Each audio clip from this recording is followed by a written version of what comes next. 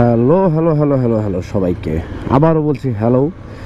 তো সবাই তো দেখতেই পারলেন যে কোন জায়গায় আছি, আর এখন অবশ্য মোটো ব্লগিংয়ে আছি।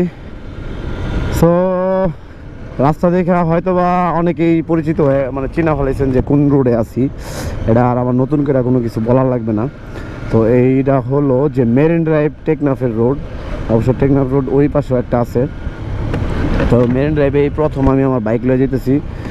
বাইক হলো ছেলেদের সবচেয়ে প্রথম ভালোবাসা। এর মধ্যে মানে আমার প্রথম বাইকটা নিয়েই আমি কক্সবাজার মেরিন ড্রাইভ রোডে এর আগে আসছি, কিন্তু বাইক লিয়ে আসা হয়নি, এটাই হলো কথা। আর বাইক লিয়ে আসা হইলো এই জায়গায় আইসা বাইক লওয়া হয়েছে, কিন্তু নিজের বাইক লিয়ে কখনো ঢাকা থেকে আসা হয়নি, এই ফার্স্ট টাইম। তো এক্সাইটমেন্ট একটু অন্যরকম কাজ করবই।